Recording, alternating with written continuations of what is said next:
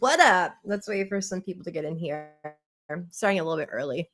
Yeah, so we on this channel have been following some other cases that we've kind of been emotionally invested in, right? We've covered the Adelsons. We've covered Diddy. Hi, Hate. What's going on, baby? It's good to see you. She's my number one. We've followed all types of cases, right? And most recently, I've covered the Puff Daddy trial, right? Where he was accused of, hey, Robin G. Oh, we have Natalie in the house. Hey, oh, thanks, Robin. Thank you. Thank you. Hey, Nick. Hey, Nick.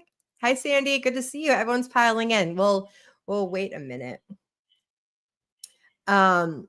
Yeah, so I just wanted to do some updates on cases that I've covered. Oh, Sarah Dawn's in the house. Hey, baby. Thanks for all being here and wanting to listen to me talk again. So I've done extensive covering on Puff Daddy, right? So Puff Daddy, bad man. Okay, a bad boyfriend. If you've had a crush on Puff Daddy, I suggest you get psychological help. Definitely get to therapy. Hi, Debbie Blair. You did make it. Thanks for replaying earlier. Yeah. So with Puff Daddy, right? Bad man. He was accused of RICO, how he was this like criminal organization within his record company. His record, I forget what's it called? I can't think of it right now. But he was accused of RICO because he had all of his employees that were being paid through his company orchestrate all these freak offs, right? And he was accused of batter and moving people from state to state for illegal payment. I don't want to say it. Bad boy. Thank you, Hate. See, always with the come through. Bad Boy Records. That's right. And he used to be the shit back in the day. Like he had all types of big artists, right? Supposedly everybody knew what type of person he was. Everybody, but no one said anything, right? Because power, and he had all the power. He was threatening his poor. I mean, there was like his female employees that it's your birthday, Robin. Oh, Robin, happy birthday, baby. Happy birthday. I'll spare my singing, but happy birthday, Robin. So everybody knew how he was like, but he was paying people. Even his female employees said that, they were threatened, that, they were going to be deleted off the earth and all of these things, right? So he ended up being convicted of trafficking across state lines with the working boys, if you know what I mean, because he didn't want to participate. He'd sit in the corner and watch, right? And apparently he was called Tootsie Roll, if you catch my drift, and he would make sure that all the guys that they ordered were well, God blessed them, right? So he was convicted of that. I always, we said it doesn't make you a bad person. It doesn't make you a criminal just because you're a bad boyfriend and you treat women like absolute trash, right? Hey Rob, good to see you, honey bunny. It doesn't make you a criminal that I hate. That you're a bad dude. Like women fucking hide from this man, right? Like he has daughters, and it's like did he think through like I'm showing my daughters what men are supposed to be like, and they sat in that courtroom while there were women up there, like 50 Cent's baby mama, the last woman he was with. He was actually still with her when he was arrested in Miami last year, and she went up there still in love with this man, and he basically like pimped her out, to other freak offs with other rappers and all the things, right? So, hi Bad Dazzer. Yeah, happy birthday to Robin. So in any case, so he was sentenced the other day, and this man is a piece of work, and I'm going to tell you why. So his attorneys got up in front of the federal judge, letting him know that he had appearances planned for next week. So he was under the impression his lawyers must have fed him a garble of BS, and they essentially were like, yeah, we're talking about Diddy for a minute. That's right. We are no talk about Trump. No, we're gonna talk about Diddy and then David, and then I have a new case that we're gonna glance at and follow. It's good to see you, Wayne. I love how Wayne knows all the cases. He knows all the things. So Diddy was under the impression, and his lawyers, and they were so audacious as to tell the judge that he has appearances set for next week. So if we could get this ball rolling, because he wants to get out of here, right? So they told the judge that, and the judge is like, I doubt he's going to make it to his appearances that his publicist or his manager decided to put together while he is in jail. Okay. So there's that. And then he addressed the court before he was sentenced. And I know, twice in one day, Mary. We had to do like 2 different streams because you couldn't do 2 in one. So good to see you, baby. Thank you for being here. Wayne, I definitely feel, yeah. The jury didn't understand the case before them. They would have found on. Yeah, I agree with you 100%. And the thing is too is like with juries, it's weird because especially with like high profile cases like Puff Daddy, who's been around since the early 90s, like since Common Sense for Sale. Carlo, hi Carlo. Good to see you, honey. Everybody like the video and make sure you're subscribed. We go live every Sunday at 10 a.m. and I throw in a few extra if there are cases or updates to do like today. So hope you'll join us.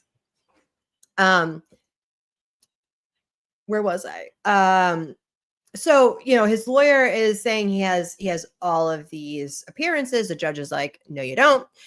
With juries, it's hard with high profile cases because you don't know if one of the jury people lied and they are like an obsessed fan, right?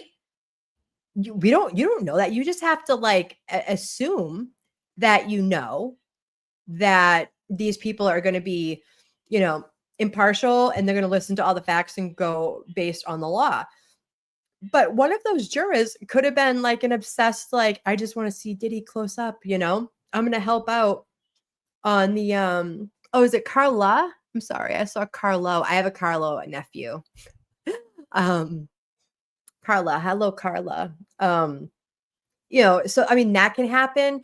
And when people are going in blind and they're not used to the law, like us, we engulf ourselves with the law. And, especially like in Massachusetts, we know some laws really well, right?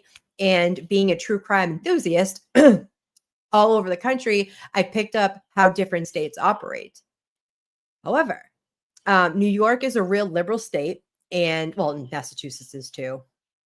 Well, we'll just leave that there. And a lot of criminals don't even stay in prison there. Like really bad people get off in New York and just like roam the streets, just roam free. Okay. So he only got found by, I think it was 2 or 3 counts of trafficking. the working boys, if you will. And so he was sentenced the other day, and he put out a statement to the judge. And we are going to listen to, I think it's, let me just find out here. It is Law and Crime. We're going to Jesse Weber, and we're going to go and we're going to listen to what he said. It's interesting. And he was sobbing when he was sentenced because he thought he was getting out. This dude thought he was getting out, right? I thought he was going to get 10 years with time served, and then he'd spend like, 80% of that in jail, or if that, right? Because he has good lawyers. They could have gotten him out. Hi, Angie. It's good to see you, honey. Thanks for being here. He thought he was getting out. He thought that he was just like scot-free. Like, and then for the lawyers to be like, you told the judge that he had appearances set? Like, what? They think real highly of themselves. Their ego. He did not get long enough, in my opinion. Just like Donna. Yes. Just like Donna. Donna thought that she was smarter than everybody else in that room, right? Common sense? Absolutely. She thought that she outsmarted everybody. Her lawyer sucked, though. Judge Judy, or whatever the fuck, whatever, the lady who runs her law office out of the funeral home. Oh, thank you. Yeah, that was interesting. We're doing spooky themes on Sundays for the month of October. I hope you enjoyed it. Yeah, she did. And Diddy, the thing is, he has really good lawyers. I mean, he has a lawyer specifically aimed toward his appeals and knows her law, man. It's that guy, Joe Mark. He has a podcast with Harvey from TMZ. I forget his name. It's slipping me right now. His daughter was one of Diddy's, Teeny, her name was one of Diddy's lawyers. She was pregnant during this. Okay. Like, how can you be pregnant as a mother and defend this fucking monster? Yeah. Oh, yeah. Wayne coming through with the full 1-1. 2 counts of, yep. From what I understand, if he doesn't get a presidential pardon, Diddy will be going to the country club prison where he'll be able to make music. Yeah, that's true. He is going to federal prison because he was tried in a federal courtroom. So it's not like he's going to stay where he is. I mean, where he is bad. I will, from what I hear, from what I hear, where he is like gross, right? But like good. And Teeny being pregnant as a mother, you're defending someone who literally thinks that women, he's a misogynist, okay? He literally women and treats them like trash, but you're going to defend him as a mother. Like, I know you're making money. I know you're making really good money, but he is gross. Yes, hate. Jinx. Absolutely hate. Absolutely. He's gross. And this woman is, she had like, I think it was 2 male lawyers and 2 female lawyers. I'm not like a feminist or anything, but like, I don't support people who abuse women. Never. I will never support a man who abuses children or women. I just won't. You'll never catch me like that. Because you know what, too? It's like, if they're willing to do that to people that they love, right? What are they going to do to me? Right? All right. So let's get into this. Yeah, you're a mother, for Christ's sake. You are a mother. Hold on. I just lost my camera. Hold on. Let me start this. Official. Sean Diddy Combs has been sentenced in his federal criminal case. We're going to discuss everything that happened inside that courtroom, including the bombshell decision by the judge. Welcome to Sidebar, presented by Law and Crime. I'm Jesse Weber. Today was the day. After 2 years from when Cassie Ventura Fine filed her lawsuit lawsuit against Sean Combs after an investigation, after an arrest, after multiple indictments, superseding indictments, after an 8-week trial over the summer where Sean Diddy Combs was acquitted of racketeering, conspiracy, and sex trafficking, but convicted of transportation to engage in prostitution, namely transporting people across state and international lines for sex work. He was sentenced for his crimes today. Judge Arun Subramanian in federal court in downtown Lower Manhattan sentenced the rat mogul. Just handed down the sentence a few minutes ago at the time of this recording. Now, to be clear, why this is such a big deal, other than the fact that Sean Combs has been sentenced for federal sex crimes, we had no idea what the actual sentence will be. There is no pro forma mandatory sentence here, like a life in prison. It's just a standard. We know what's going to happen. No, there was a range for this judge. The defense was asking for no more than 14 months in prison. And since Sean Combs had already served about 13 months in the MDC, the Metropolitan Detention Center, he essentially would be out in no time if that was the case. The prosecution was asking for 11 years. The probation department that did its own analysis recommended 7 years and 3 months. There was a range. We did not know what the sentence would be.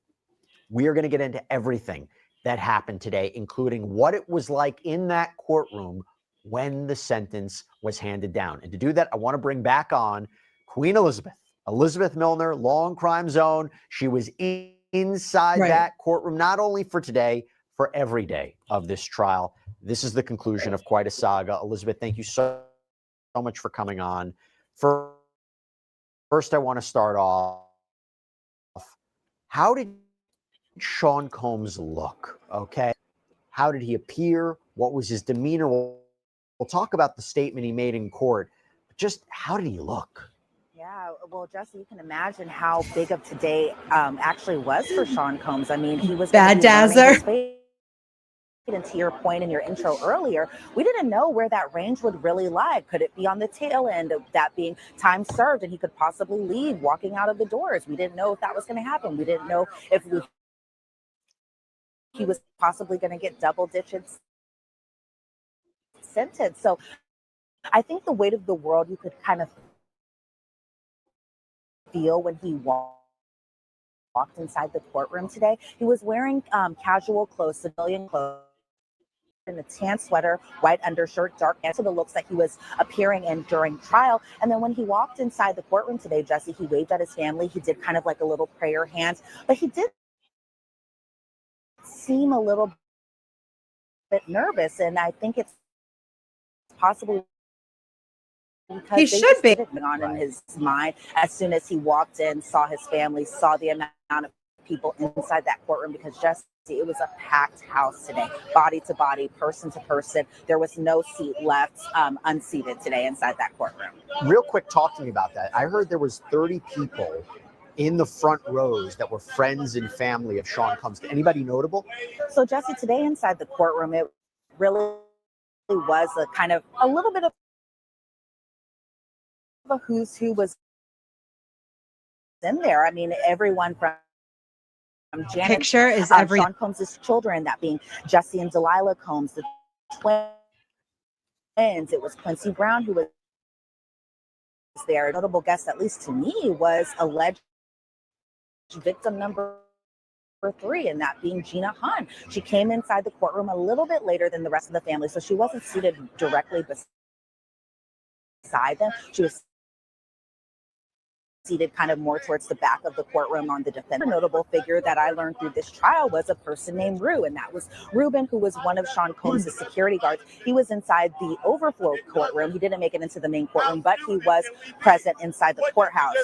But other notable names that were inside that courtroom today, Jesse, were LaWanda Lane, who is a good friend of Kim Porter, who's also been reportedly taking care of the twins since Sean Combs has been incarcerated. Dana Tran, who is the mother of Sean Combs' youngest daughter, Love love, she was inside that courtroom. Sarah Chapman, who was Chance's mother, was inside that courtroom. Lisa Hilton, who was Justin's mother, was inside that courtroom. Charlucci, who's been a fixture throughout all of the trial, throughout all of the pretrial hearings, even too. One of Sean Combs's very good friends was inside that courtroom. Karen Agnifilo, lead attorney Mark Agnifilo's wife, was there too. And so it really was just kind of a who's who, especially of Sean Combs's family and close friends. But I will say there wasn't any huge names that we were expecting, like a possible yay siding or anything like that we support. So if you're a fan of Sidebar, then you know we cover a lot of cases with our Well, I know. or we know our listeners have a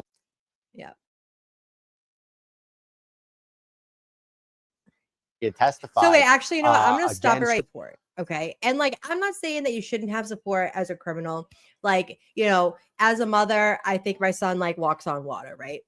But like, if he was, and even if he got into trouble, like you're still his mom, right? He has a lot of support though. But there were people outside that courthouse, much like Dedham, with, you know, free Diddy signs. And supposedly they're paid actors, but that's what we heard about, you know, our girl.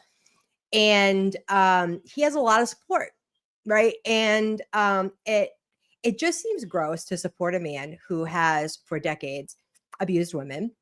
And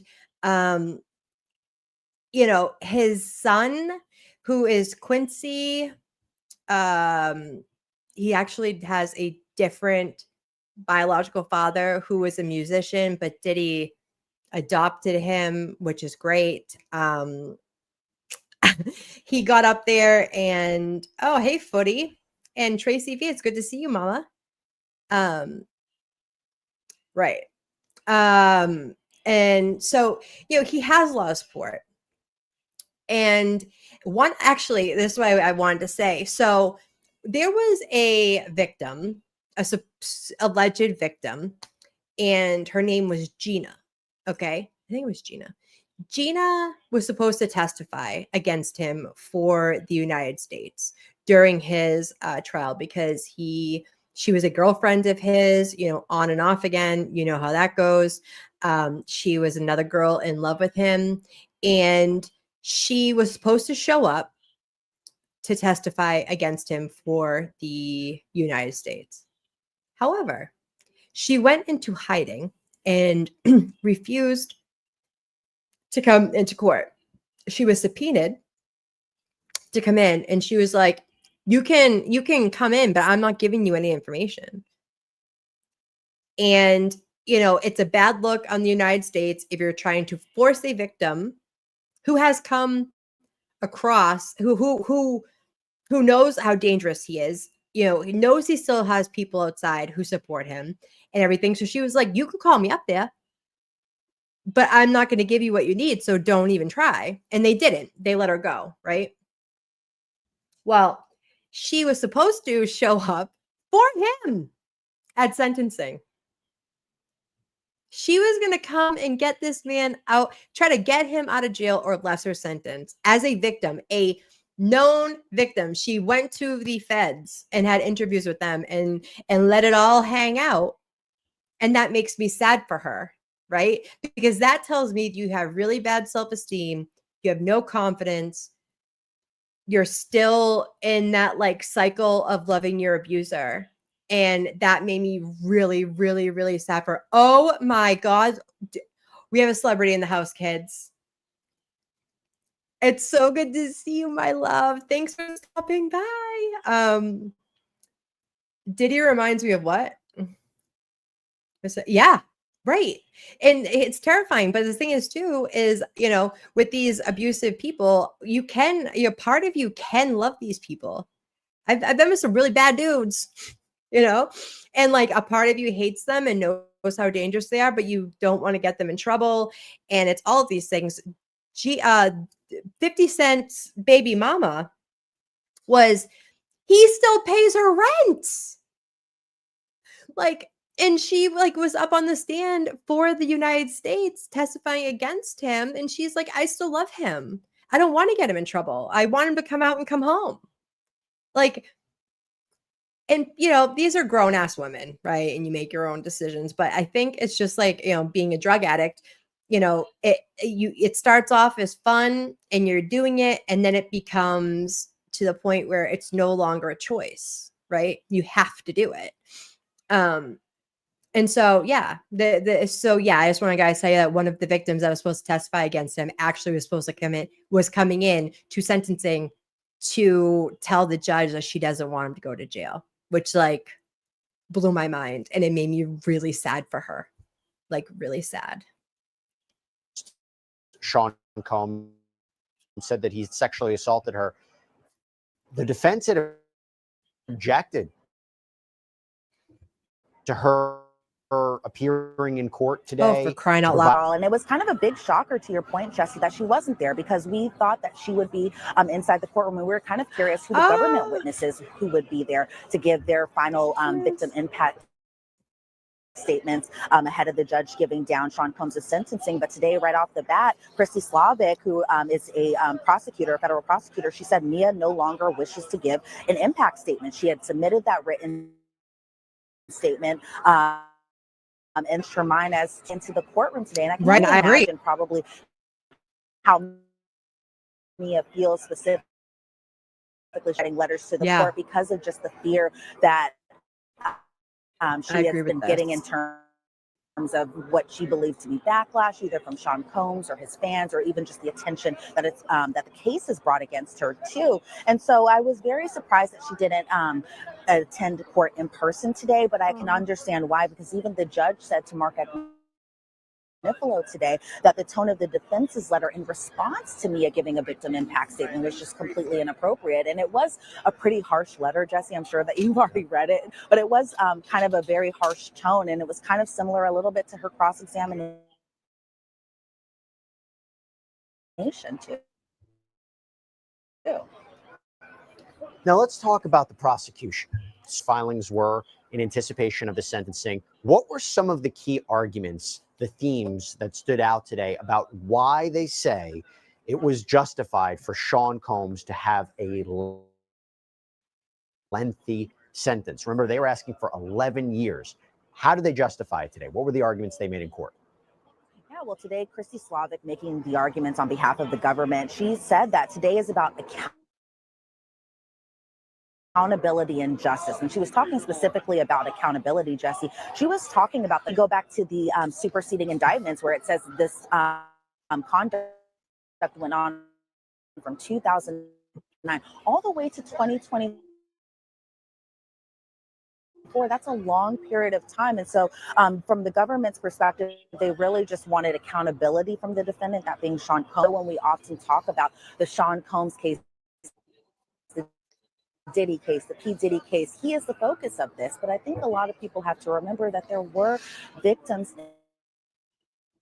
in this case, that being Cassie Ventura, that being Jane, that also kind of also applying to some of the charges that he was a Nash. And so I think the government, from their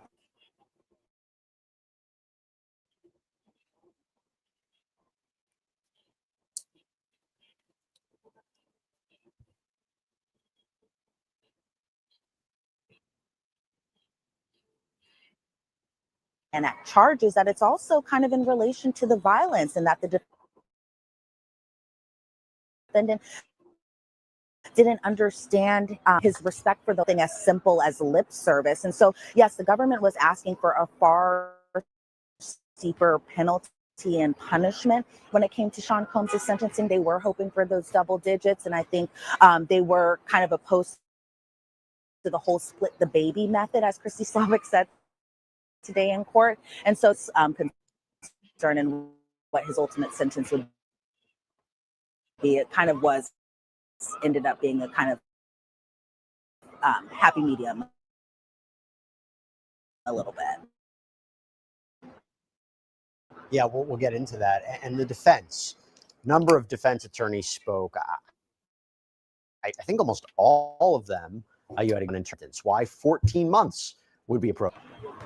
Yeah, so right off the bat, Jason Driscoll making the arguments on behalf of the defense, because, Jesse, yes, it was Jason Driscoll who spoke. It was Nicole Westmoreland, who was the defense attorney, and she was talking specifically about the Sean Combs' sentencing. And she said that today is about accountability and justice. And I think a lot of people have to remember that there were victims in this case, that being Cassie Ventura, that being Jane, that also kind of also applying to some of the charges that he was a Moreland, who spoke, Xavier Donaldson, He looks who spoke, old. Mark Agnifilo, and Brian Steele. That's 5 of his 9 defense attorneys who all spoke in court today. So as far as Jack Combs didn't make money off of his argument today, and that the defense submitted 300 cases of Mann Act cases where it talked about pimps and minors being trafficked, immigrants being transported, homeless people being transported, all of that stuff. And so that was kind of the theme, at least for Jason Driscoll's point of view, and that the defense also saying that Miss Slavic, Christy Slavic, who is one of the federal prosecutors, blamed Mr. Combs for 1,000, and so a lot of his conduct might be not necessarily excused because of his drug addiction, but they say that might be kind of the underlying reason. And then when you get to Nicole Westmoreland, she was talking about Sean Combs is talking about all of his successful businesses. She was talking about how he started a record label from the ground up. She was talking about his clothing line. She was talking about his television company, that being Revolt. And that's where she started to really kind of get emotional, where she was saying that Sean Combs to give back to the community, that he isn't this larger than life persona. He's just a man who makes mistakes. When it came to the other defense attorneys, put my camera off because it actually helps with the buffering. So, okay, I get that, like, he's super successful, right? A lot of narcissists, psychopaths are CEOs of companies. It's just a fact. I've done a lot of research on it. Watched a lot of videos, and a lot of CEOs of companies are psychopaths or narcissists. You'd have to be, right? You have to lack empathy to run a company, because if you had emotions and everything and you were a people pleaser, that doesn't work out to be successful in a company. That doesn't not make him a really bad fucking man. He is a really bad man. And a lot of people like him, to the public and to people, he seems great and he's helpful and he helps, his community of Black kids. And most of his company is ran by Black people, right? So he really uplifted his community. But that does not make him not a really bad man. And a lot of times people like him, from what I hear, are usually bad behind closed doors. So the people that you love, right? The woman that's closest to you, your kids. From what we see, his kids really love him. But, you can have really bad parents and still love them, right? You can not talk to one of your siblings and still love them. Two things can be true at the same time, right? So when they're up there and they're like, he's successful, he has businesses, he helped his community, that does not make him innocent of what they charged him with, even the things that he was not convicted on. You know what I mean? Like, even the things that he was not convicted on does not mean that he didn't do it. They just didn't have enough evidence to prove it. Right. Or the way the jury took it, was there was not enough evidence to convict on those counts. Doesn't make it not true. You can be a helpful celebrity and help your community and give to the needy and do all of those things and only hire people of color.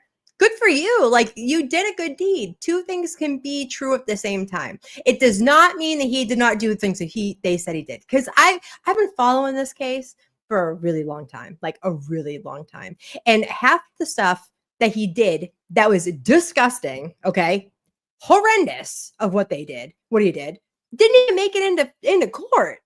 Because the before, when we were watching, when we all watched the Karen Reed thing together, how before court, before the actual trial, is when you say, okay, this can come in, this can't. This can come in, this can't. We saw in that case what was left out, right? So I'm just saying, two things can be true at the same time. Just because he did good things does not make him a good person. And I'm gonna have my camera off just because it's buffering again, and I don't want to do that to you guys. Let me put this. Oh, That's a dirty pause right there. Brian Steele was just very urging of the judge to please consider that Sean's line. Brian Steele urged the judge to consider that Sean Combs had untreated trauma in his life, and that there have been times in Sean Combs's life, especially when he had drugs in his system, that there were times where he had flatlined and that he was trying to be a better version of himself. And that was really the theme of all what the defense was saying, and that these 13 months were really reflective of Sean Combs. He wants to be a better person. He wants to leave the past in the past and be a better person for the future. And so Sean Combs should receive a just punishment. He brings up intent when he talks about Sean Combs's conviction of the Mann Act charges, and that Sean Combs isn't just a pimp, and that he was talking about his work at MDC Brooklyn, where Xavier Donaldson said, we've had assemblymen and politicians, billionaires, and DC, but nobody besides Sean Combs was there. Mark Agnifilo. Domestic violence comes with childhood trauma. So I think the defense was really That's true. kind of brings a little bit of to the all of the people's attention to. And so I think at the end of the day, from the defense's perspective, they wanted terrible mistakes, and whether or not he's been punished enough for it, that was kind of what the judge had to consider today. That only one of the 5 defense lawyers who spoke actually mentioned the victims. It was very much Sean Combs focused. Now, I say that because Sean Combs did something very interesting when he spoke. He wasn't in that courtroom, but I will tell you, I reading about this, I could feel the emotion that came out when Sean Combs' children provided statements. That That part. The judge would later reference the children. Talk just about who spoke, what they said, and what was it here, not only from Sean Combs himself, but Sean Combs' civil litigations all the way going into his federal case too. And so when the Combs children came up for the victim impact statements, they all came up together. They really were showing kind of a solidified, solid unit when they were up at that podium speaking in front of the judge. I will say the only exception of Sean Combs' 7 children was the fact that his 2-year-old daughter Love wasn't there inside the courtroom. So in terms of who was speaking, it was all of them, again, except baby Love. But Quincy spoke first. And so one thing people have to note about Quincy is that, but I'm the oldest child too, is that he is our father. In front of us, he's a changed man. Week after week, we see him evolve. Our father will never do anything to jeopardize his freedom ever again. Then Justin Combs spoke next. He's the second oldest son. Justin Combs said, please give our father a second chance. This has been the toughest time he's ever been through. This time saved my father's life. I talk to my father every day. He's changed for the better. I ask you to see my father the way I do. Christian Combs was next. Wait. Doesn't that statement, I'm going to turn my camera back on. Doesn't that statement make you believe that they knew that their dad had a lot of problems, right? Because before they'd be like, no, I didn't think anything was wrong with him. Like, he's fine, right? And like, tough because he's facing, right, exactly, Robin G. The only reason he wants to change or say he's going to change, he's sorry he got caught. He's sorry shit finally caught up to him. Usually when things catch up to people is when people are like, I am not going to do this anymore. No. So that tells me that the kids knew that he wasn't doing well. You know what I mean? Because as far, in other interviews and things that the kids have done, or, his family members, his best friend there, I can't remember his name either. I'm so bad with names. But he did a interview with Vlad. He was always in the court with the Free Puff t-shirts on, and he was like, no, he was a great father. Those kids love him. They don't know that he was a drug addict. They don't know that he was hurting women. They don't know about any of this, but their speeches to the judge, either they're lying to placate the judge and try to like make it out like, no, I talk to my dad every day, he's changing. Or they knew. And like either way, to put children, I know that they're adults now, right? But they've been his children their whole lives. Even the one that's not biologically his, that's his father. That's who he knows as his dad. His biological father is still alive and in his life, which is great too. But at different ages, they knew that their dad wasn't doing well. So, is that why they were able to sit in court and believe or hear the things that they had to hear? Because I watched live tweet updates throughout that whole trial. And the stuff that was said was graphic and horrific at times, with those women up there sobbing, telling what happened to them. That's tough for anybody to hear.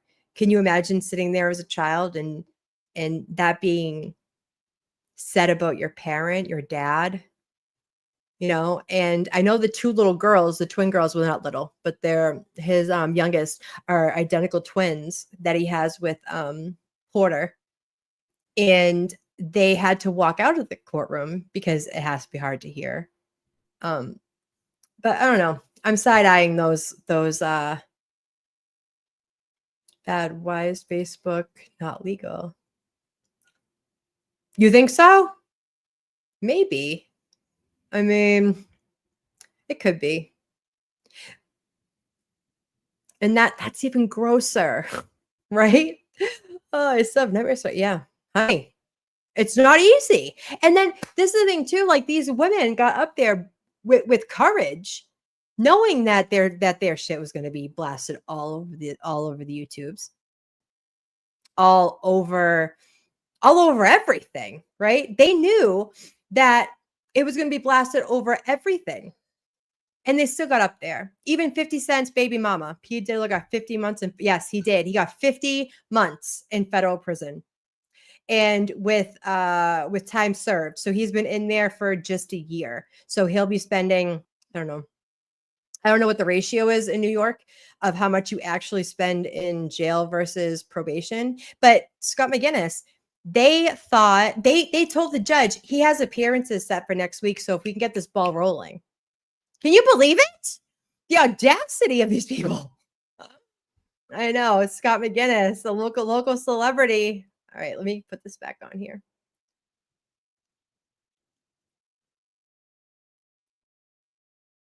Christian Combs kind of also brought kind of the personality here a little bit to Jesse, where he says, I'm the one who people say I look the most like my pops. I studied my dad up and down. He's my superhero.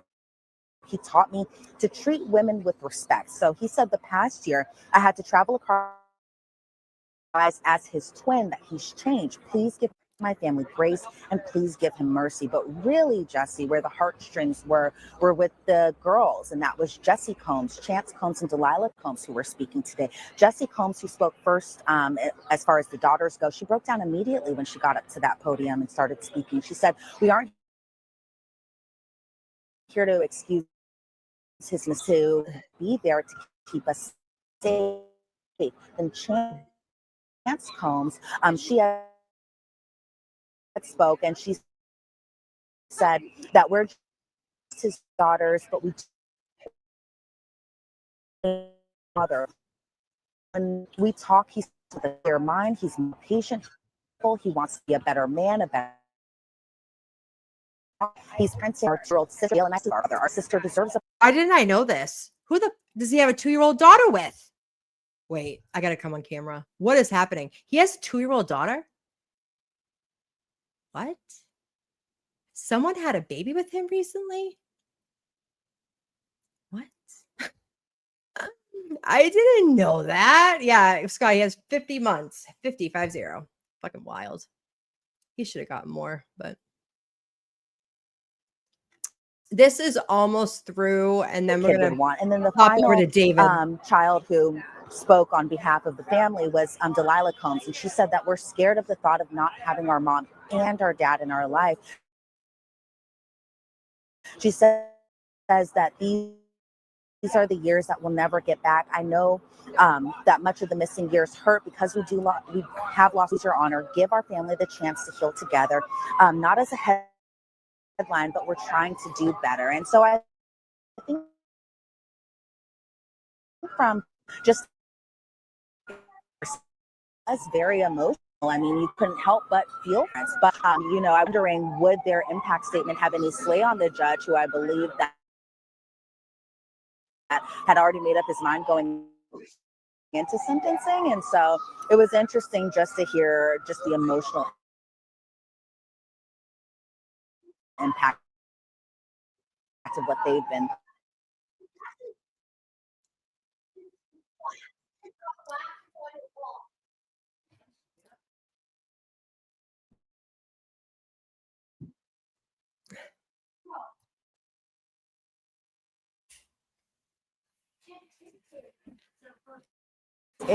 But they were also glimpses of what he's like as a dad. And so there were moments where we saw children together, and this was all of his children, going from his oldest child going to his youngest child, that being his quote unquote larger than life person, but really to see what he is like as both him during his career and him as a father. And so it was very human video. It's 11 minutes long. It was just a glimpse of his life, kind of post all of some of the his life. We got to talk about the big moment. Oops. To hear what was he going to say? Was he going to say Cassie Ventura's name? Was he going to say Jane? We didn't know. And so when he said right off the bat, the hardest thing for me to do was not speak. I want to apologize again to Cassie Ventura for where we were in 2016 dropped on CNN. And that video was Mary. Hard to kind of take out of anyone's mind. And so him saying right off at the top of his speech that he apologizes for any pain that he caused to Cassie emotionally or physically, that was kind of the first time we were hearing him say her name. As we learned through trial, it was kind of advised for him not to say her name. But and then when it came to Jane, he said, I would like to apologize to Jane, not using Jane's real name, but said, I didn't mean to hurt you. I would like to apologize to all of the victims too. So really, I think from their whole kind of strategy in a way, Jesse, was to kind of get in front of the whole domestic violence aspect, something that I think that they knew the judge would take into consideration eventually when he would sentence him. And so even when Sean Combs was speaking, he said, it'll always be a burden that I'll have to carry. My actions were shameful and disgusting. I was out of control. I needed help. I didn't get the help. He said, I got lost in my journey of life. I'm not this larger than life person. I got lost in the excess. I got lost in my ego. I lost all of my career. I lost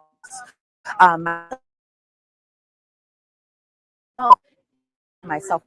I've been humbled right now. Nothing big thing, Jesse. One notable thing that he really choked on words when he stood up.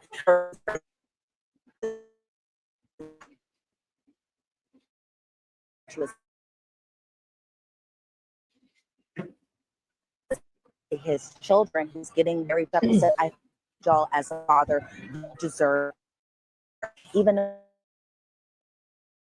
they sure do. Where he said to my mom, don't you Ari? He said, I feel I had a chance, because from the government's perspective, they were hoping that the judge would kind of make a case out of Sean Combs, especially given his wealth, especially going on for such a long amount of time. And so what Sean Combs said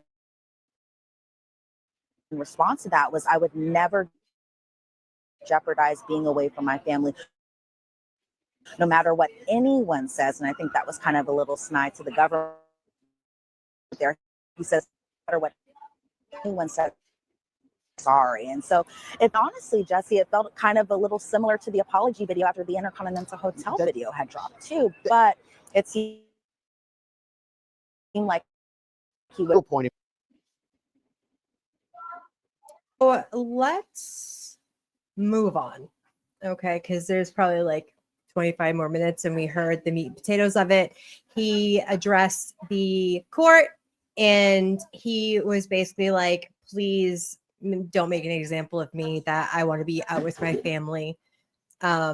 He has a 2-year-old daughter that he wants to raise, and he was sorry. Sometimes sorry isn't enough. And, you know, this is a prime example about how like power and ego and all of those things will corrupt your soul, right? They say you sell your soul to the devil.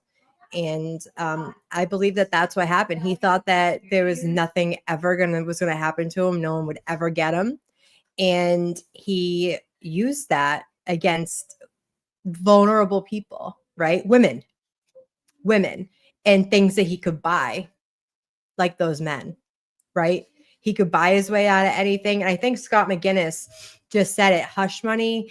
And when he did bad, I don't know where he is, right? No, that's you. I don't know. But you know, whenever he did a bad deed, his lawyers would pay people off, and they would sign NDAs, and they would do all of the things to try to protect him. And he was so protected and had so much money and so much pull and so much power and so much influence over people that he got ahead of himself, right? And so, this is just another, and was justice served? I don't know. In my eyes, because I know even the stuff that was kept out of the trial, I don't think it was enough. And for him to be like, I want to be out and be a dad and all this stuff. Do you know what? Those women that he hurt was someone's mother, was someone's daughter, someone's sister. So spare me. I'm judgy. I speculate and I'm judgy. Spare me the I want to be a good dad to my daughters. I want to be a good role model for my sons, when you are damaging other people's mothers, daughters, friends. Like, get out of my face with that. I do not believe you, sir. Okay, so next, who has been following the David case?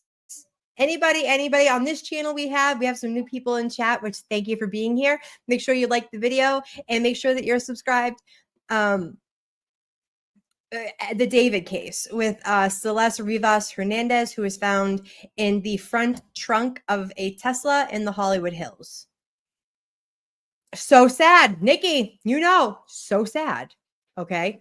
And she was a 14-year-old girl at the time when she was found deceased in the front trunk of the up-and-coming artist David, D4VD. He was made famous on the YouTubes as a Fortnite expert, and he started making music to put with his videos, and his music became popular. And then he got a record deal with Interscope Records, and he was going to be on tour and all the things, right? I have other videos if you want to go back and you're interested in this case and find out more, because we have done a few streams where we got into it. Oh, hi, Carlene. You're following it. Perfect. Welcome in. Yeah, exactly. So David is 20 years old, or 21, almost 21. And the young girl who was found in the back of his trunk was 14. Now, even if he did or didn't unalive poor Celeste, he's still a predator. Okay. His friends thought that he was in a relationship with this girl, but they didn't know how old she was. 14. He met her as an 18 or 17-year-old, 18-year-old. She was 11. They started talking on Discord when she was 10.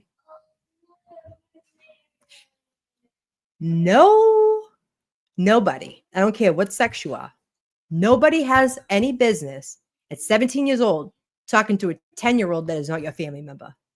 Okay. I would put him through a wood chipper. Like, not okay. Okay. So anyway, so he was on tour when all of this happened. And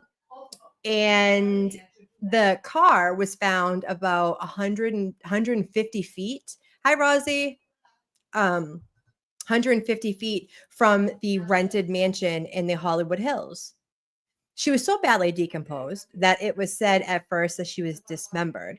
Come to find out that unfortunately she had been gone for so long that her body decomposed terribly.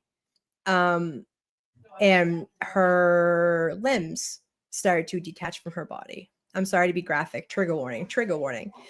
And so investigation happened, and David, no, or anyone from his camp, anyone from where he people he hung out with, the people that his manager, what's very bad slow, is my internet screwing up?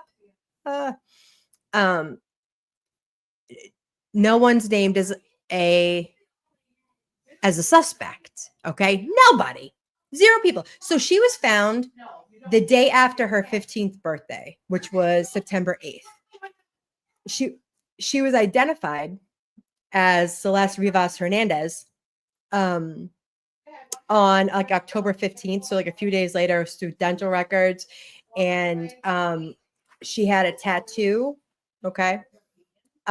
She was missing. She was listed as a runaway with the missing poster.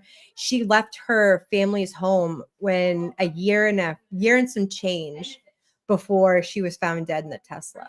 In his Tesla. It was registered to David. Okay. Registered to David. Found in the trunk. Decomposing. Well, he's on tour. Okay. I have so many questions. Fast forward.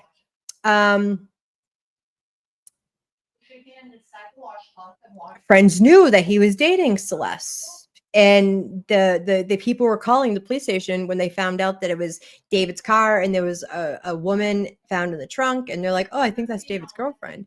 Her family calls and it's like, I think that's my daughter. How do they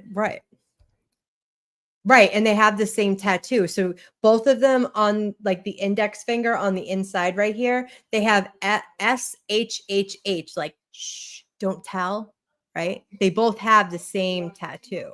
Okay. How did they not find her when it was, well, that's when they did. So it had been left for over a month down the street. And when it got impounded was when the workers at the impound place said that there was a foul odor coming from the Tesla that they had just brought in a couple of days before, or the day before. So yeah, that's how I found, because the workers were like, ugh, there's a smell. Fast forward some more. There was no movement, right? There's no movement. People are like, why isn't anyone being charged? Why isn't anyone even a suspect? You don't just crawl into a trunk and delete yourself. Like, miss me with that, right? Well, yesterday, the LAPD said that David has been cleared of the crime. What? Like, do better.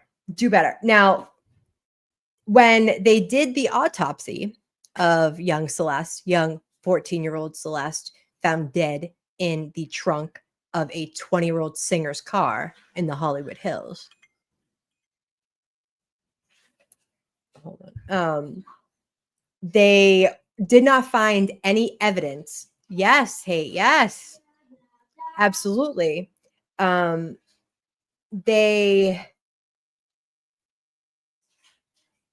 they said that they couldn't find a reason why she passed away. There's no pew pew shot. There's no, like Sandra Birchmore, none of that, right? But she was so badly decomposed. How could you tell, right? Like, what if she was like on the leg with an artery, but that leg is so badly decomposed that there's no leg left, right? Anyway, so he was cleared, and we're gonna watch a video from Baker. Hi, Baker. How are you? He's been cleared though. He's been cleared of any wrongdoing.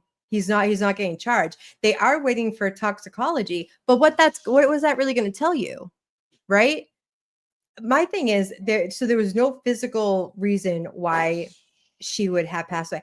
But this is another thing too. Like, why are you going to put this young girl in your trunk? Hey, Mark, my little brother. My thing is, like, even if let's just say it was an accidental overdose. Okay. Are you really going to put the little girl in your Tesla and just walk away if it wasn't nefarious?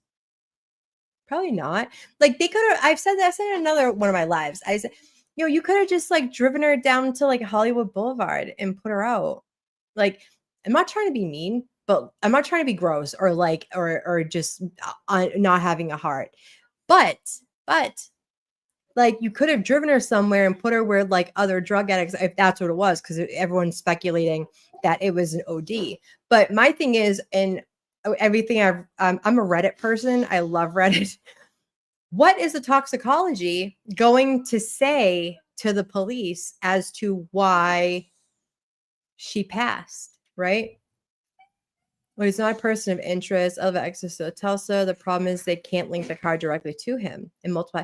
But the car is registered in his name, isn't it? It has Texas plates, as far as I know, right? Other people did have access. That's true. So in any case, so even if he did do it, it was like, is it the perfect unaliving? Like it's almost like too good to be true. Multiple people they did, but doesn't the Tesla have cameras? Right. So even if it wasn't David, even if it wasn't, like, let's just say it wasn't, the Tesla has cameras and they record. I know he has to have Sentry mode on. I don't know too much about Teslas. I've learned a lot through this case. If he didn't have that package in order for it to be recording. So, I mean, there's a lot of variables here. But what's he? Yeah. Marrying, right. Oh my goodness. So I'm reading chat and getting distracted. I'm such a chat person. So anyway, so I am gonna put on a really good creator. I'm a member over there. I really, really like her. Taxes, what does he say? Talks to see if they can find an OD, poison, whatever killed her. I'm not, they did it, right? Because it was like the only thing that they could do, but I don't. Okay, even if it was an OD, that doesn't explain her in the back of the car. Like, it would have been easier for him to call 911 or try to get her help than to put a decomposing dead body in his Tesla down the street from his house. I have questions. The toxicology, I don't think it's not gonna. What's it gonna answer? In the front trunk, right? In the frunk. Because I believe the model that he has doesn't even have a back trunk. It's like built like an SUV or something. That's what I heard on Reddit. Not sure. Don't know Teslas. Right. Mary, what does it say?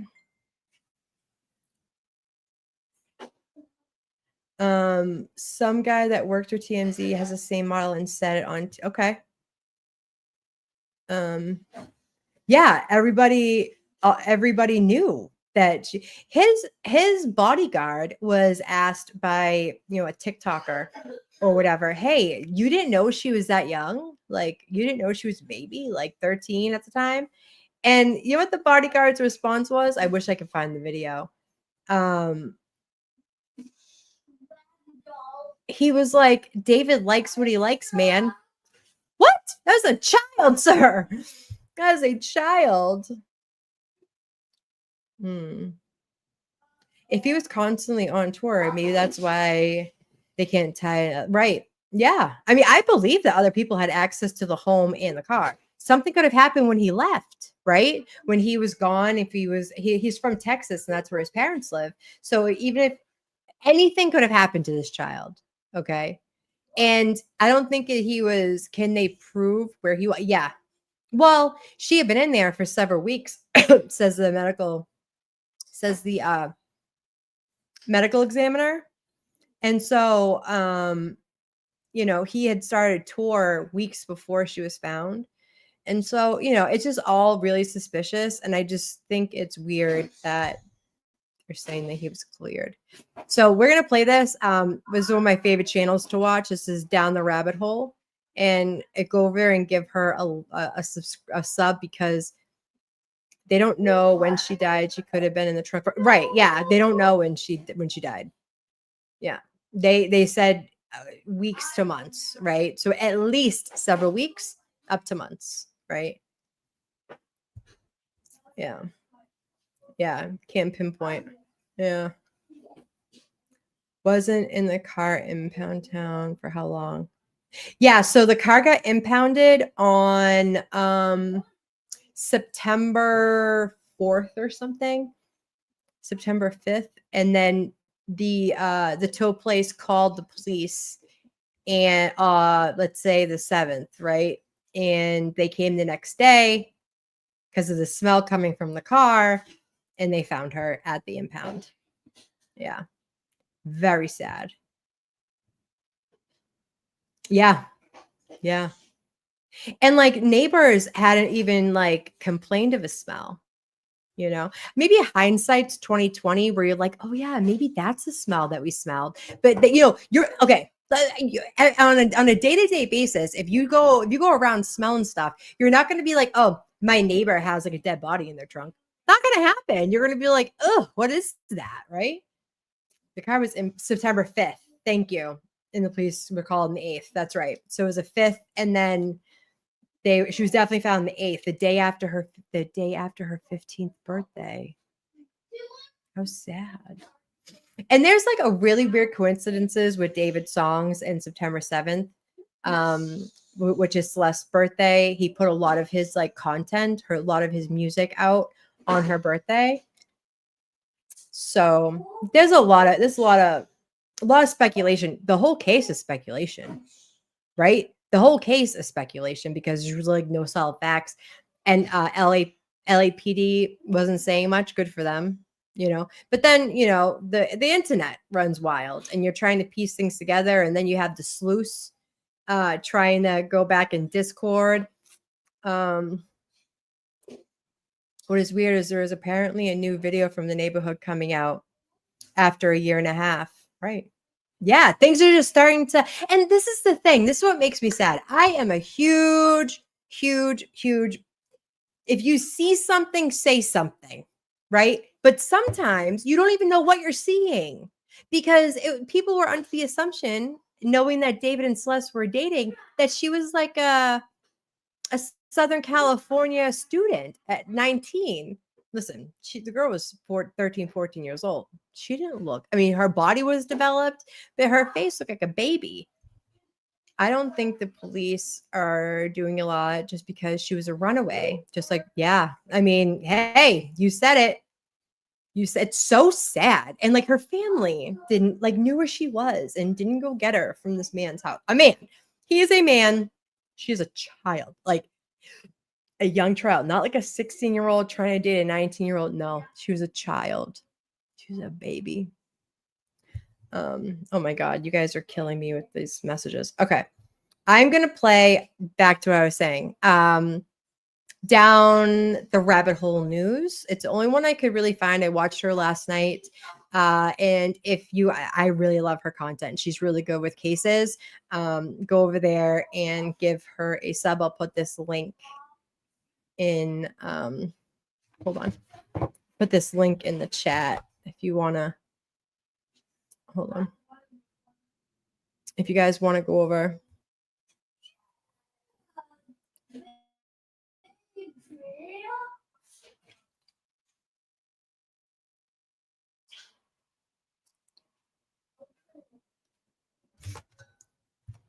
All right. 19-year-old is what he said. Does anyone really ask homie? No, no one. No one. Absolutely no one. You're right, Baker. All right, kids, let's go. Down the Rabbit Hole News. Hi, everybody. Welcome, welcome. No, I'm not asleep. I'm here. Sorry, guys. It took me a minute to get my coffee going and everything. I just got to make sure. Oh, wait. I'm going too fast. It's Too the far, one. Amy. Okay. Like I said, I feel, well, let's do this actually before we start with SF Investigates. And again, shout out to him because he's been really bringing some clarity to the situation.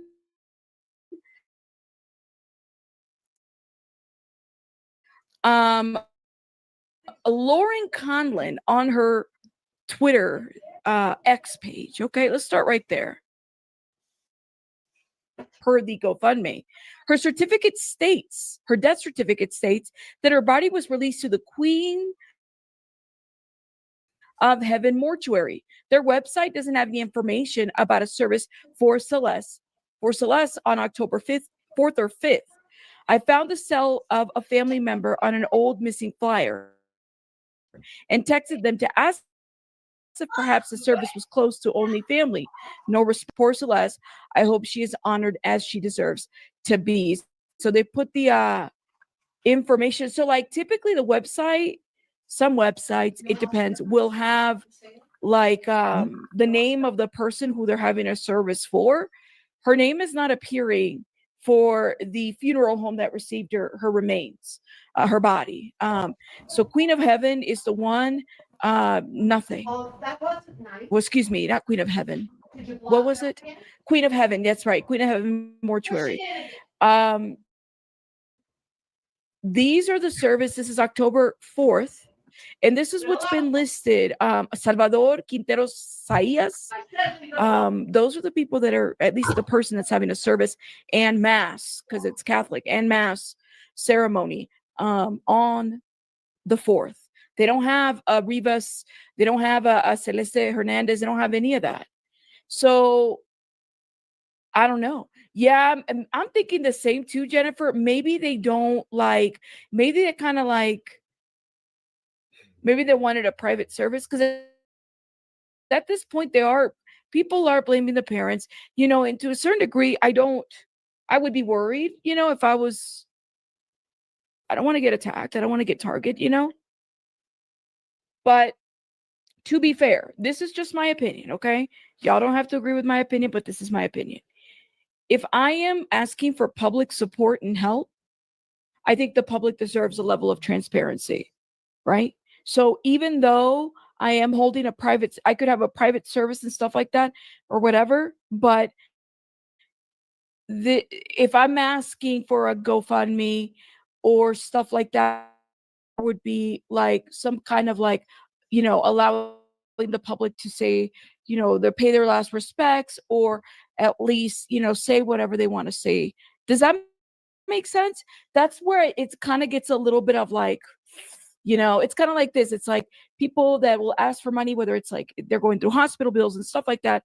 I think it's appropriate if you're asking money from the public, that you kind of show maybe where the funds are going, or like not even show, but just tell them, or at least allow them to pay their last respects. That's just my opinion. Y'all are entitled to yours. Let me know. Tasha L, thank you so much for becoming a member. Boston just gifted 5 memberships. Make sure you guys put some hearts in the chat. If you've been gifted, thank you guys. I appreciate it. I appreciate it. You think it seems fishy? Um,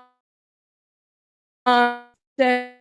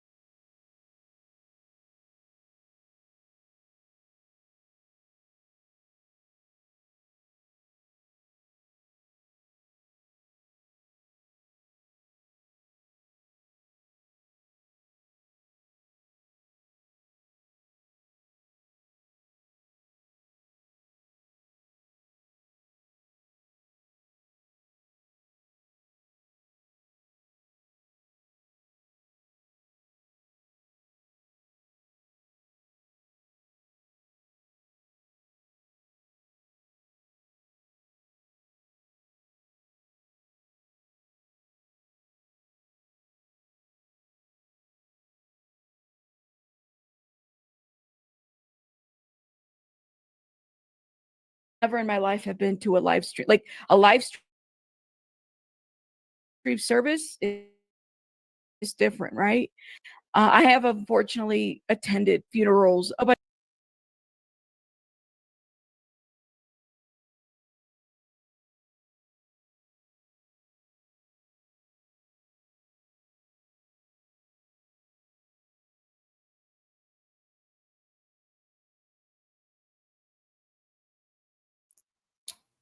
Sorry, kids.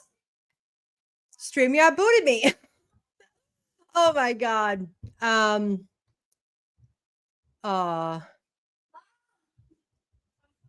right, Robin G. See you later. Yeah. So StreamYard kicked me. I apologize. We're gonna go back. Caden, I needed to wash Caden's hair. He was not happy about it. Let's keep going. but it just depends on the situation and the cause of death and everything. But sometimes you can live stream a memorial service, right? And she's there, but allowing the people that have supported, with anything to have a goodbye opportunity, if that makes sense. That's just my thought on that. It's going to be private. She was so messed up when she's found. Well, she doesn't have to be open casket. What, honey? Oh, hold up, y'all.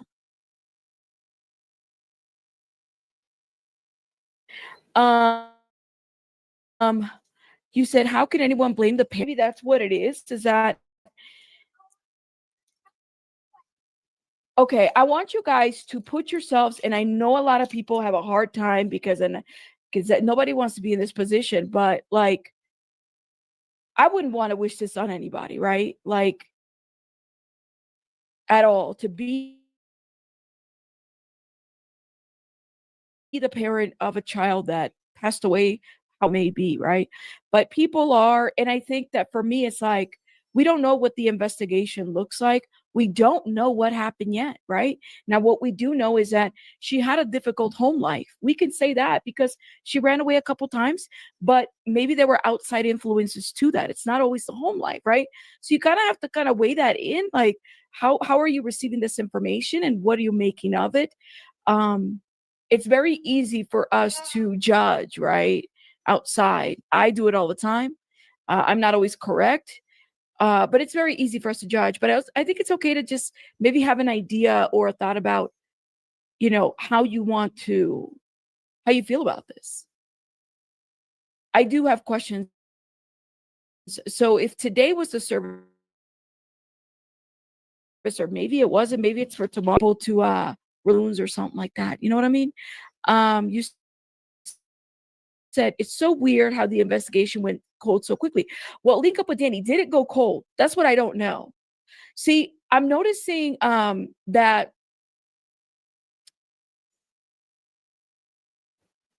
has he been formally cleared?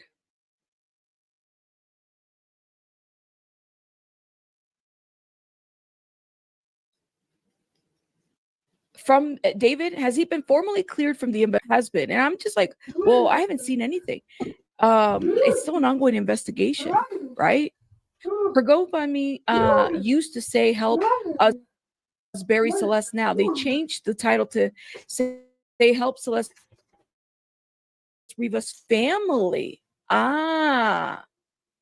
Yeah. That's interesting. I don't know. I'm Steeler. side-eyeing all There this are family. comments online saying other girls associated with David are missing. Is there a Hi, possibility element Missy. of serial with this guy? I'm starting to wonder. Who else is missing? Shh. Who else? Associated with him? Who? Comment. Oh, I like that, Kay. Hold on. Let me put my thing back on. So I'm side-eyeing the family. Okay. I don't know. I have so many questions. They said she was missing, but she was visiting the house. They called TMZ. How you doing, baby? It's good to see you, Missy. They called TMZ and didn't call the authorities, and they knew that she had a boyfriend that was famous and it was staying in the Hollywood Hills as a child, and they knew his age. She didn't want to be in the projects where she was, I don't think. And her family did not get along, and her mother fought. And so, there's a lot there to be desired with more, not that we deserve the information, but I'm not going to give the parents a pass. Like, do I feel badly for them that their child was found dead? Absolutely. Who wants to go through that, right? But I have so many questions. And she had zero parental control. There's something off with the situation, and I can't respect a mother who would allow her child, not a teenager, not anyone that can drive, work, nothing. You're with a man. You're living with a man somewhere. And, she seemed like she was a hard kid. They fought. Reports of neighbors said that they fought a lot. And contacting TMZ instead of authorities to tell them that they think that that's their daughter. And then their, family friends came out and said that they were illegals and they didn't want to talk to the authorities and they didn't speak English, but they've been in this country for like 30 years and they became American citizens back in like 2003. So, I have a lot of questions about this. Hi, on top. Good to see you, baby. Yeah, the house was known to police. The police showed up the night that she went missing, but she wasn't missing. They knew who she was, maybe they were just like, well, we know she's safe, but she wasn't safe. Look what happened. I'm not saying David did it, but something happened to that girl. She ended up in that trunk somehow, right?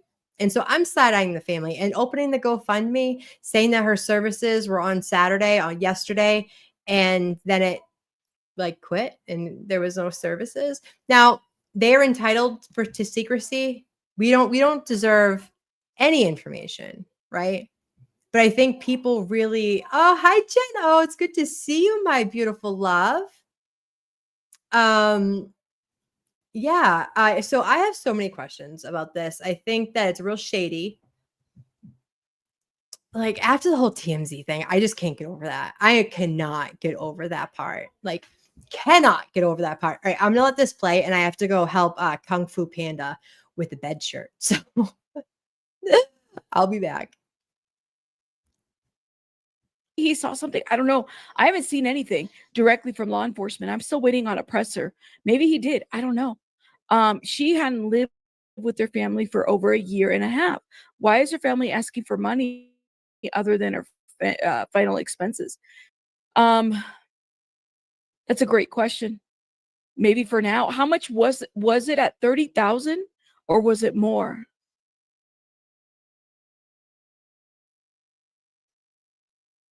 You said you would think it cleared, then wouldn't it be lawyered up? He is lawyered up.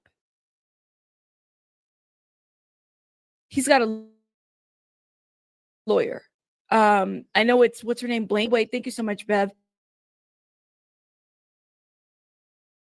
She represented Harvey Weinstein. She represented Harvey Weinstein. I want to say Danny Masterson at some point.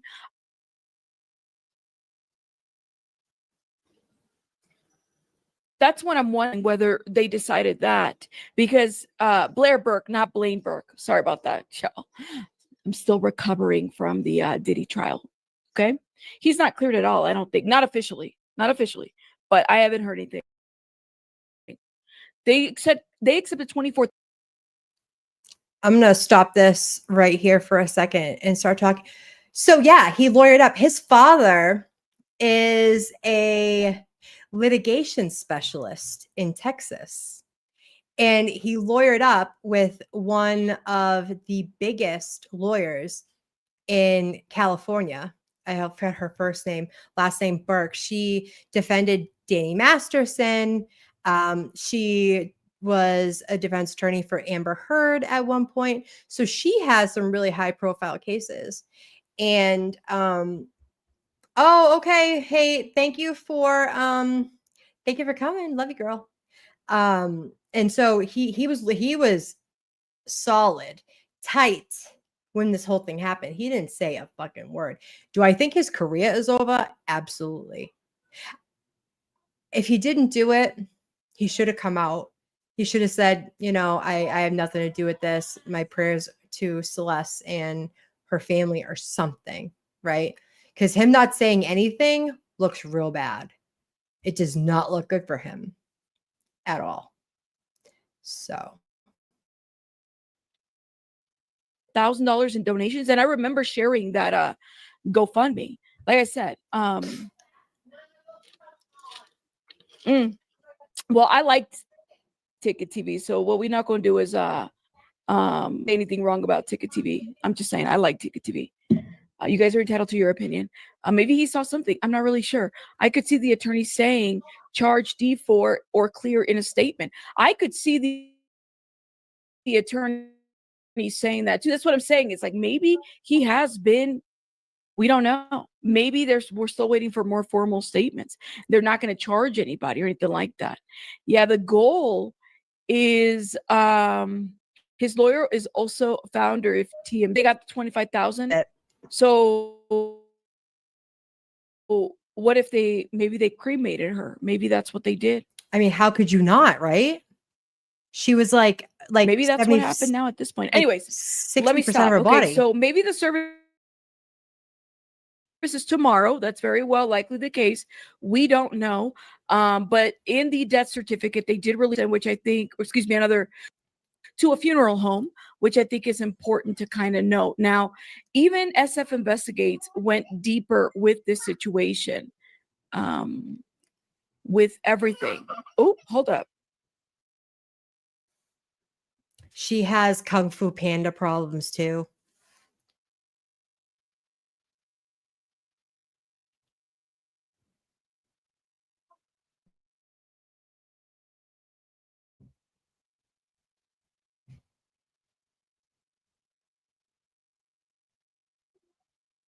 I like Ticket TV a lot. That's why I'm like, yeah, I don't like it when people come over here, saying something off about another creator. I just don't support that. I really do my best.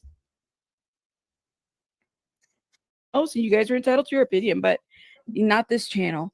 Do you think CC? You guys keep saying CC. Who's CC? She did not found the. All right, this is a good part right here. And then moment. Our first look at where R&B singer David's black Tesla was towed from only days before Celeste Hernandez's body was found decomposed in the car's trunk. The wheel wells are all beat up. There's a huge dent in the back. Private investigator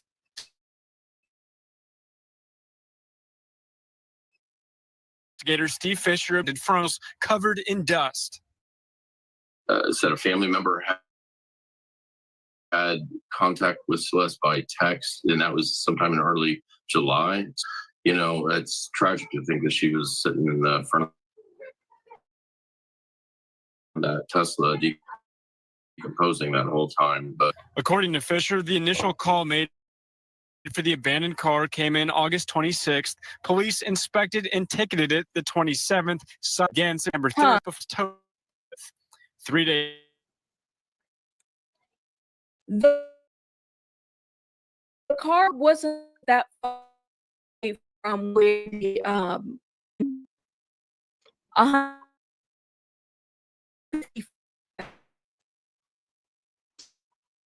other era Steve Fisher is walking. It does kind of give you a different perspective. It is a neighborhood street, but it's a pretty busy street. Cars are coming and going. So yeah, if you are living in that area, you're going to notice when a car has not been moved for X amount of time. You're going to notice it, right? It's going to sit there. Now, it sounds like let me put you on timeout, my love. Fake. I don't want that name here. Matter of fact, I don't want that name, so that I'm going to make sure that it gets blocked as a word. So when the mods see it, they just block it. Okay. Let me see. He should have called himself Fat Head, not Fatso. Okay. Get it together. Let's see. At Hollywood Tow smelled an unusual odor and discovered Hernandez's body in the car's trunk.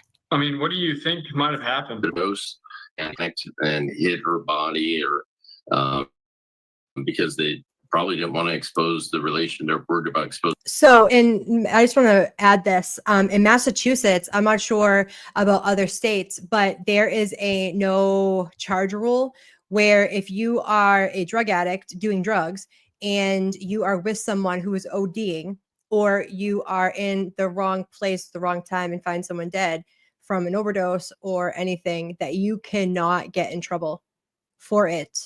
Okay. I know he was a celebrity and he didn't want the heat because he was messing with young children, but like, give me a break. This is no excuse. And you only get a year. You only get a year in county jail for hiding a body. Can you imagine? I just say yeah. Relationship between him and a minor.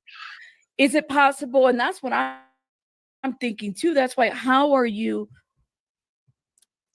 or he has been clear, say he didn't have anything to do with her death, but he didn't want that relationship to have been exposed, which has been another theory that we've had. A lot of us had said we have this other theory. Is it possible that, you know, that she died, overdose, whatever it may be? We're still waiting on the toxicology. We're still waiting on that testing. Okay. She passed away and then he freaked out and he just put her in the trunk. Or somebody else close to him put her in the trunk, which that's no excuse. Would still be a crime, right? It's like a misdemeanor, according to Steve Fisher. Like, that's crazy. I don't know, you guys. Let me know what you guys think in the comments. So I'll let you know what I think, Rabbit. Since I'm doing your shit, I'm gonna let you know right now. Just because, listen, she was decomposed so badly. She was like 30 to 40 pounds less than she started, and so something could have happened, and they just like can't confirm it. They don't have enough evidence to prove it, right? So, and to only get technically like a year in jail for concealing a body is wild to me. We're just gonna finish up this one little segment with SF Investigates. You can actually find SF Investigates on X. He's awesome. He's a PI for missing people, and he's wonderful. Also, go and give Down the Rabbit Hole News a sub. I really like her. I'm a member to her group. As unbelievable as it sounds, concealment of a body is a misdemeanor in California. According to Fisher, the gruesome discovery was made the day before Hernandez's 15th birthday. Right. The young teen reportedly in a relationship with the 20-year-old David for the last year or so. The singer has since canceled his tour, while LAPD says the girl's cause of death hasn't been determined, adding as such it remains unclear whether there is any criminal culpability beyond the concealment of her body. And I understand that. I don't think that that necessarily clears him. And so then I was looking at other people online to figure out, well, how are they framing this? What are they saying? Right? How are they framing this? Concealing a body. What are we doing here? Somebody sent on Twitter, I don't understand why people keep saying today David is not a suspect. Well, it's true that he hasn't been named as a suspect or a POI. It's not because law enforcement has proved he has no involvement. It's because investigators cannot yet determine what happened to Celeste. Her autopsy was deferred. There's a difference. Look at this.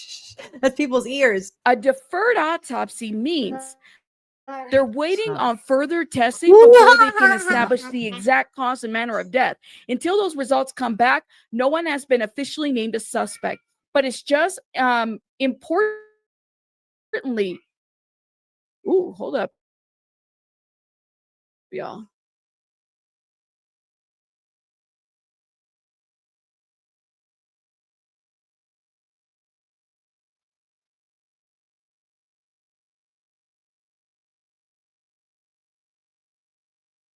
I don't know. You know, the neighbor literally said they never, hold up, what did you say? They never seen cops at their house. Really, Godfather? Who said that? Which neighbor? I feel like we get a lot of conflicting information about Celeste. We don't know her, right? We don't know her. We don't know that child. We didn't know her. But like yesterday, when I talked a little bit about Ashley Banfield's reporting The Secret Life of Celeste, I'm like, the girl She was a baby. 14. What secret life is a 14-year-old going to have? Yes. Thank you, Nikki. This is Rabbit's Can channel. you send it to me, Godfather, on my email? If Go you over can, and completely sub. up to you. Or you could put the name of it on the chat and I'll look for it. It's a lot of conflicting info. Been many different stories going around, right? First is that she was a sweet child. Then it was like, well, no, she was acting up. And then you got this video where she's arguing. So I'm going to comment on this a little bit. So like two things can be true at the same time. She could really be like an aggressive kid. Dude, do you guys see the video of her fighting with the neighbors, right? She was an aggressive kid, but that doesn't make her not a sweet girl, right? She just had some rage problems, right? She came from a tough neighborhood. It just seemed like her home life was not the best. And she found some guy that had a house, 14. Yes, on top. The girl was so young. Hold on, my earbuds are all. I had to go help Kung Fu Panda wash his hair, and now I'm all jacked up. Yeah, that's why, Lucas, that's why I'm side-eyeing the parents though. Because like, I don't know. 14's young. Parents don't have a fucking yes, honey. No, they had no control over this girl. She's a scrapper, exactly, and she probably had to be, but like doesn't make her a bad person, right? We've all were 14 at some point. We were all 15. We're all 16. This poor girl didn't make it past 14. She's trying to escape something, whether it was herself, her home, something. Right. And so, the secret life of a kid is really, really sad that they even did that bit. I watched it, but no, it was the secret life of David. She was David's secret. Nope. She grew up a life that she clearly had to. Yes. She was in survival mode. Nikki, preach it, sister. Yes. She was in chronic fight or flight. We don't know what her house was like. We do not know. And so, people, listen, I'm a speculator and I judge. Okay. I'm a judger. I'm judging. But I don't judge her. Celeste is the only victim in this case. The only one. Yeah. Like Kung Fu Panda. Kung Fu Panda is a scrapper. He's 5. But he's a sweet, his kung fu, well, no, it's really martial arts. His martial arts, like sensei or whatever, calls him a gentle giant. Because he is. He's my little baby. Yeah, same. I'm still like 16 on the inside, you know? It keeps us young. It keeps me, it keeps you the way you're supposed. But she was trying to be older. She was trying to be 22, 23. She wanted to live that, like, she wanted to live that life of like an older, she probably liked the lifestyle. When I was younger, I liked the lifestyle of going out. When I was her age, when I was 16, I loved that whole scene. Me, I'm a homebody now, but like, I get it. Cause like the thing is too, her frontal lobe is not fully developed. Her critical thinking was not even there. She could not consent to any of this. And the fact that her parents just like, okay, girl, fucking see you when I see you. Wild. All right, let's finish this up a little bit. With the Sureños, never seen the neighbor's name, but allegedly they said her and David were quiet. I did hear that too, Naturally Thick. I did.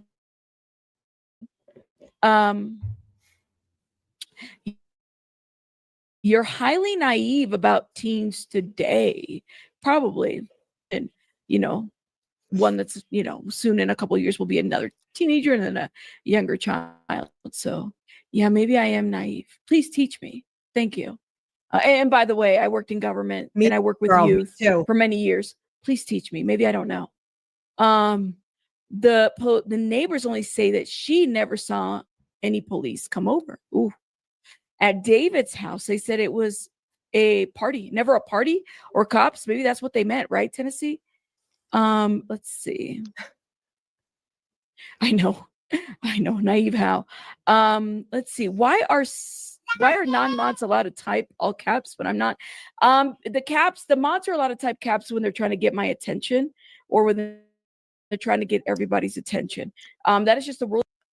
Robin G. Okay, this is the funniest thing. I've never known anyone else to know about Cisco. We used to call it crack juice, and we used to get it from the bodega up in Mission Hill. Girl, I've had some nights on Cisco. Holy moly. Oh my God. Oh my God. What is it? Oh, really? Oh yeah, no, here's 21. Maybe her parents were old school. I remember when I was younger, you went out in the AM and came. I mean, I just, I think some parents give up too. Maybe she was so out of control in their eyes that they just like were just didn't know what to do with her. Right. I mean, that two things can be true at the same time.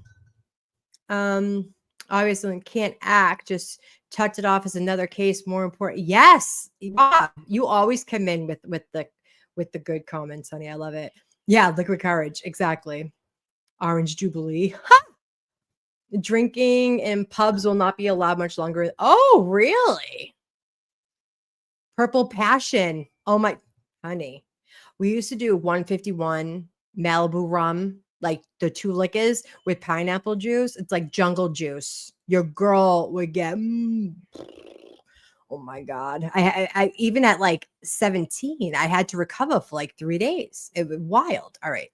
I digress. We have the chat because we've had people way too much and it just throws down the chat. That's why we don't have it. You can do all caps here, kids. Let's see. I'm wondering if someone put her in the trunk and then couldn't find the key card to move on. It was found in the gutter, right? Well, and that's the thing. It's like the key card. Remember when they're what? And I'm always naive about things all the time. All the time, because it's like, well, not even naive. It's just like, just push back on a little bit, because I don't know if people are planting things. I've seen this done in cases on, that YouTubers are covering. People plant things to make a story. That's why it's so hard. Does that make sense? If the cops had been there, SF would have gotten the reports. We know that they were at her parents 11 times this year. That we know for sure. Ooh. You kill me. A spot of tea. Cheap air freshener called well. Don't so well with me. No, that's what I was saying too. And so did SF, said the same thing. It was placed by someone who moved her body around to conceal the smell. Oh, wait. Just saying, you know. I just want to put this out there. Let me put my face back on. I'm sorry, kids. I keep stopping it. But hi. So I heard SF Investigates. I was on his X earlier, and he said there was no digital footprint of Celeste. I thought it was July because her brother said that she had talked to, I mean, he said that he had talked to Celeste as late as July. But SF Investigates, who's a PI and is really like delved into this case, said that there's been no reports of her digital footprint since February or March. So a 14-year-old girl that has a phone but not on social media and not talking to her friends since February. Does that make sense to you? Put a 1 in the chat if you think that a 14-year-old girl is going to go, let's see, we'll just say March, right? April, May, June, July, August, September. 6 months with no contact from anybody? From nobody? Come on. I don't know. What does on top say? I can't believe your album Purple Passion. I threw it out there. That's so funny. Oh my God. That's all right. Let's just finish this up because I could keep interrupting. I don't know. Oh my God, Amy, get your shit together. No, it's very much weird. And thank you so much, Nanya, for the $5. Thank you. Sidebar did a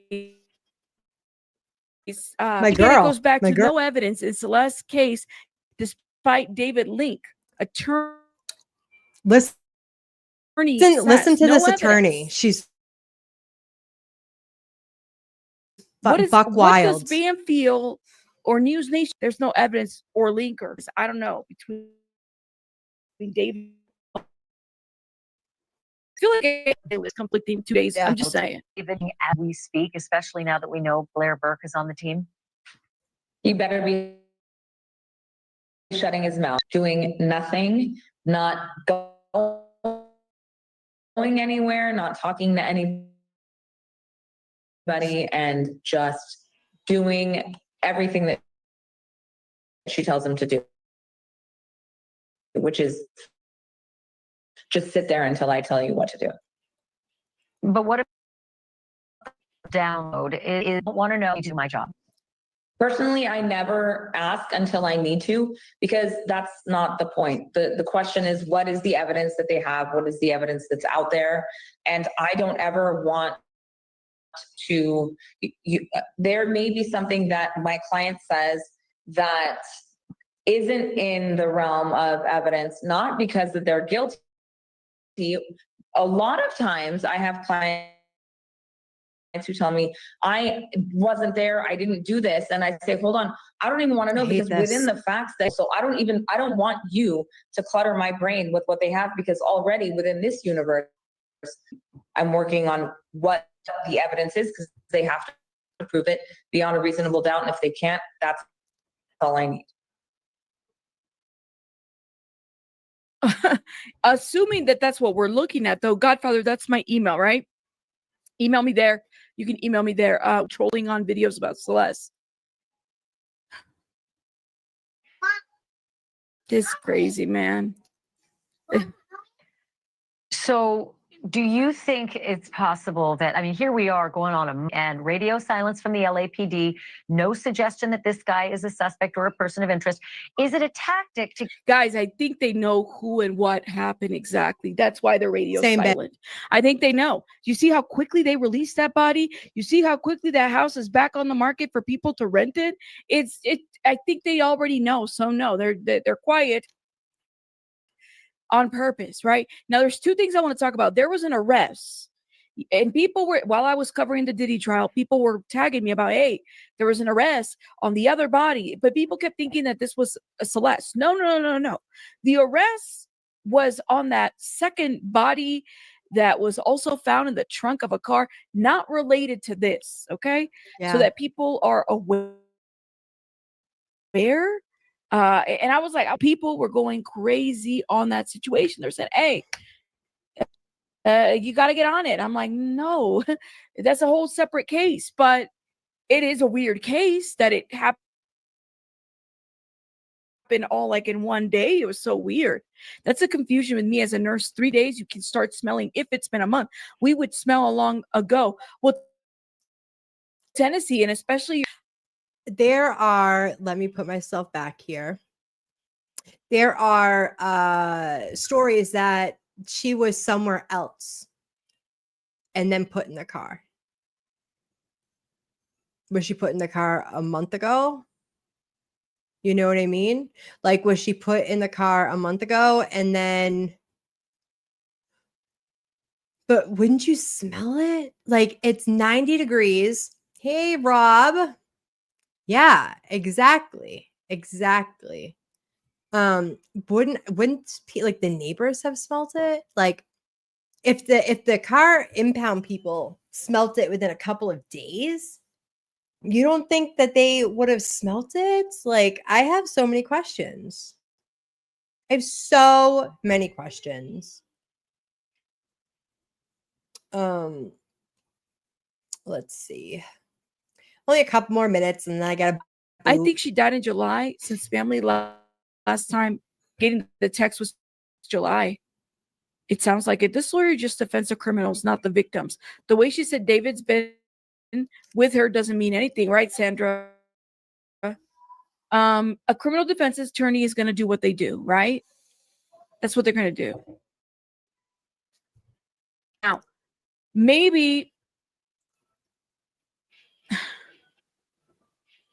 Cindy was like, let me do something. Allow the target to let his guard down and think that he's skating and is now free to roam about the cabin and talk to anyone he wants. Right, I agree. I mean, you never know why they're doing what they're doing. You never know what the state of their investigation is. But I think the LAPD, especially in cases like this, where you've had these, these cases long time ago where you find these women dismembered in horrible situations, and the LAPD just really did not know what to do with these investigations.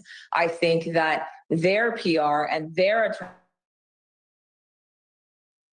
attorneys are telling them to be quiet too. They just don't have enough time to turn the LAPD. If you're an attorney for the city of Los Angeles, you say apping, and in this case, I cannot imagine that there's ever going to be a point where we know exactly what happened. They're not going to say anything. Queen Liz, thank you so much for this $10. Love you, Rabbit. Thank you for all your coverage on these. Or they have every ability to put it at the front of the line when it's a high profile case. I think they have the ability to rush it. They have the ability to put it to the front of the line. Absolutely.